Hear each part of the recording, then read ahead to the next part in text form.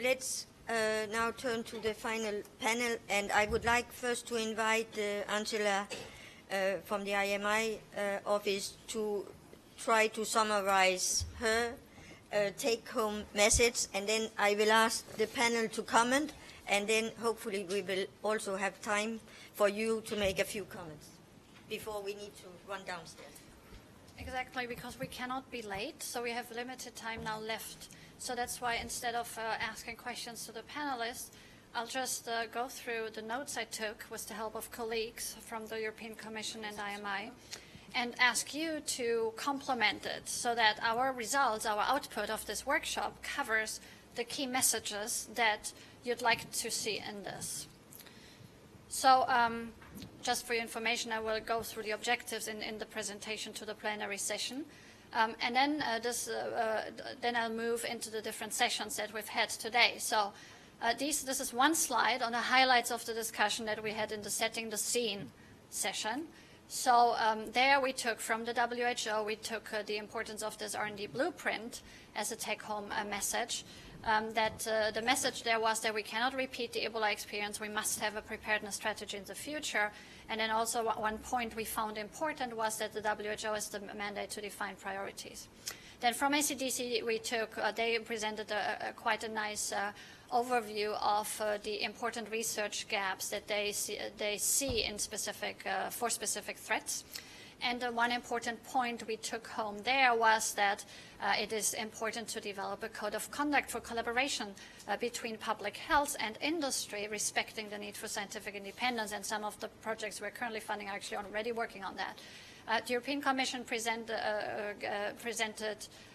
there the key message was that their research priorities cover the entire chain from prevention over surveillance to intervention and capacity building. And an important point there we found was that flexibility is built into both the existing projects, but also through financial regulations they can launch this call. They can fund select projects for funding in emergency situations, so without having to launch a call. Then CEPI, and here perhaps we need to improve that a little bit, but what was important is this equity aspect, but there's other aspects that maybe we should supplement the slides with. But basically, there's a call for financial support to support CEPI. And one important aspect that was mentioned was that it might be important to need the understanding for, to increase our understanding of what the cost is of not investing. For the governments and others who should be supporting this. The primary focus obviously is on vaccines, and there was some discussion there on whether and how this should be extended to other areas. Then on diagnostics and early detection, I think the message is that diagnostics are important. They should not be restricted to a certain type of assay, nor setting, nor pathogen. Then industry called for standardized and well-characterized biobanks of clinical specimens. On the other hand, we heard that there are specimen collections available in public organizations, but there's a lack of funding. So there's definitely a need to discuss some more here. We heard the need for laboratory capacity building, the need to streamline and clarify regulatory pathways throughout diagnostics, and also later we have the same point on the vaccines and therapeutics. And then there was the importance of data sharing, of collecting and making available, for example, sequencing information, and in that respect, also a message from WHO for Maripol that there is some new regulation there or guidelines there that in outbreak situations this is a must. If we move to vaccine and therapeutic development, the points we took home was that there is a need to streamline and clarify regulatory pathways. Again, similar like for diagnostics.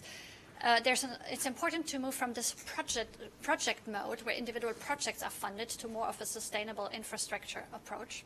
Site preparedness is important, capacity building to establish networks for clinical trials, both in Europe but also in Africa, as we've heard from EDCTP.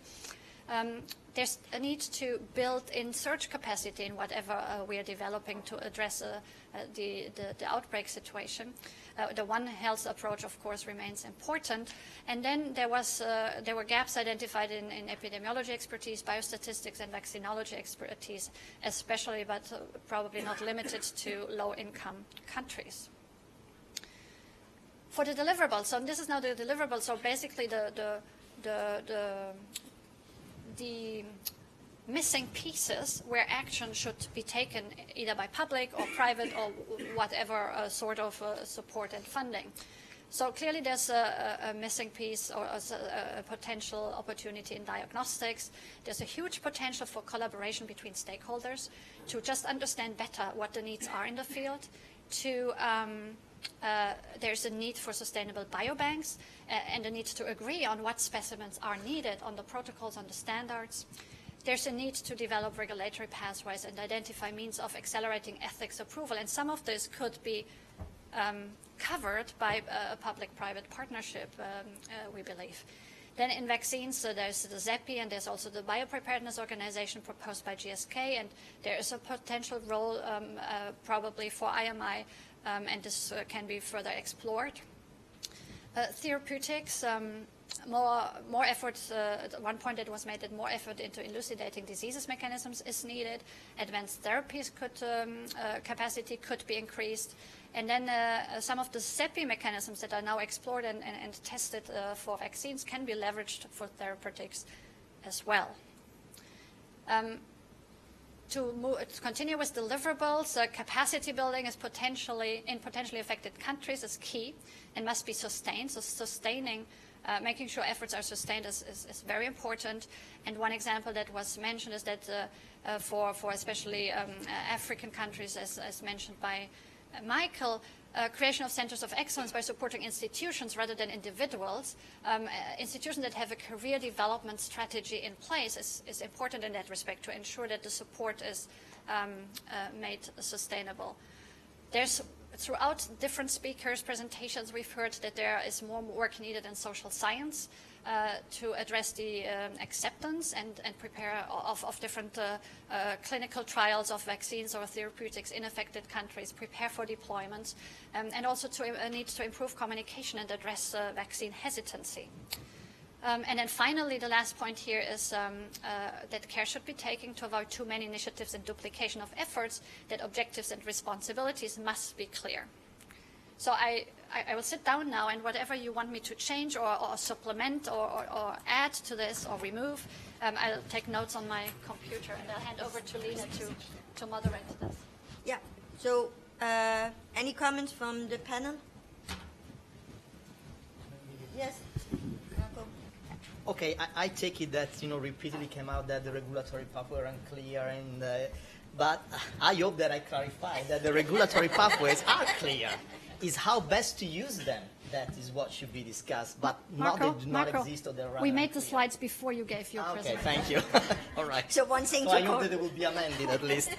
And also the other important point, and I think Jean was mentioning this, public-private partnership can do a lot to help regulators in doing their work. It can advance massively regulatory science, but I think it's wrong to say that the regulatory pathway will be changed directly by a PPP. Okay, the regulatory path will be identified by the regulators and by the institutions, and not by any kind of partnership, academic group, or whatever.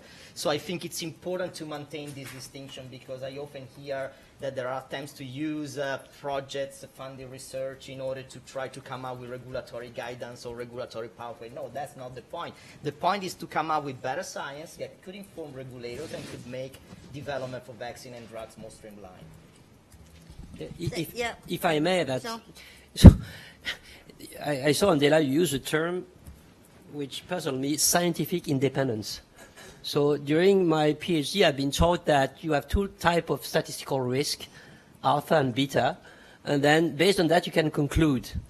So and I think that's the same rule applying for the public and the private sector. So what is scientific exactly independence? Because for me that was one, in vaccine we are evidence-based and statistical driven. So what did that? Is the beta field where No, I thank you for this question, because this is exactly why it is difficult for public health and industry to work together. And this is exactly why in some of our projects, these are the things that need to be clarified, and where people from public health who use the term scientific independence when they speak about potential conflict, perception of a conflict of interest if they work in collaboration with industry, where they are reluctant, and where from an industry perspective very often things are clear. So in order to understand these concerns that different stakeholders have, it is some IMI, I believe, in some of our projects like Advance, where a code of conduct is developed for public-private collaboration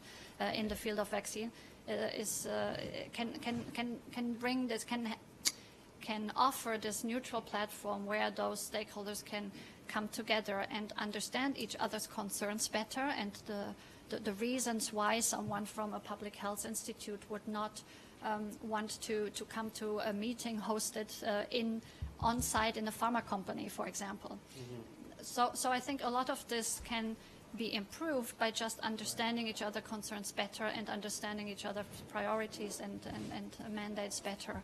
And that's what some of our projects are trying to do. Kenny, you want John Arne? Yeah. I guess we have 30 seconds each just to try to add on to what we've heard. And the topic of this panel should be kind of public-private partnership. And first of all, I learned a lot today, and thanks a lot for excellent talks by many stakeholders. I think we need to talk about public-private partnerships both on the implementation side and on the financing side. But those are two different questions in a way. I think there's, of course, an agreement that we need public-private partnership on the implementation side. IMI is a program for public-private partnership on the financing side. What I heard during the day of this specific topic is that that's a challenge and the reason why it's a challenge on many of the products, both diagnostics, vaccines, and therapeutics, is that there is really not a big market there. And the only reason why industry is, of course, contributing half of the funds to IMI in general is that there is a market potential down the road where you invest. So my thinking is that maybe we need to think differently on this area when it comes to the public-private partnership. But from my side, that means that then you cannot talk about unconditional innovate grants to industry. You need to talk about financing mechanisms that are conditioned on certain principles when it relates to what you want to achieve. Equitable access, making sure that you actually get products that could be targeted to the populations in need. So I think just a perspective on public-private partnership. Just, I'd like to reinforce the fact that I really believe that normative work as well as regulation belongs to the public sector. And we can collaborate, of course, with the private sector, but these are areas where the leadership is with public sector.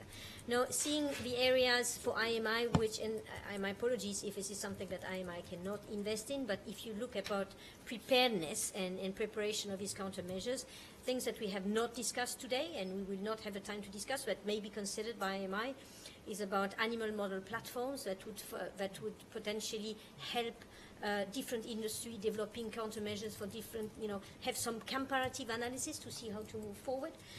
There's also potential to look at other technologies for cold chain, protection equipment, ICT tools for deployment or surveillance for these diseases, which may not be the same company, but devices, I guess device manufacturers are part also of this initiative. Over. Yes, we want to make a very final briefly, comment. but to follow on what Marie-Paul was saying, because indeed one area that I not heard talking a lot is indeed all these correlates of protection, this translational science aspect, which is crucial. So from animal models, proof of concept models, correlates of protection assays, as it was mentioned, this is a very important area which is transversal, and probably a PPP could help here a lot. I just want to reinforce a little bit John Arne's thing. I'm not quite sure, and maybe I missed it, that the central conundrum is not accentuated enough here, that yes, this is an area in which industry will only enter through a PPP. There's no incentive for us to enter otherwise. But because of the inherent risk and the lack of clarity on what we're preparing for, those types of incentives that John Arne mentioned absolutely have to be in place. They really do. And so I think it's important to just stress that. And Jean, you talked about the preparedness part, which is something we can all contemplate, but the response part is another level. So that central conundrum of preparing for something that we cannot foresee, that I wouldn't like the participants of the other workshops just to think that this is business as usual for an IMI workshop, and that yes, we see some capacity building. There's a major difference here, which is the lack of certainty. Yeah, think, unfortunately, we have to close this session. So, and the workshop. So, thanks a lot to everybody. And well, I think we got some sort for follow-up, which we will try to look into together with so the Commission, IMI, industry, and maybe I think also we may have got some ideas of what could be some follow-up discussion on specific areas. So, thanks a lot.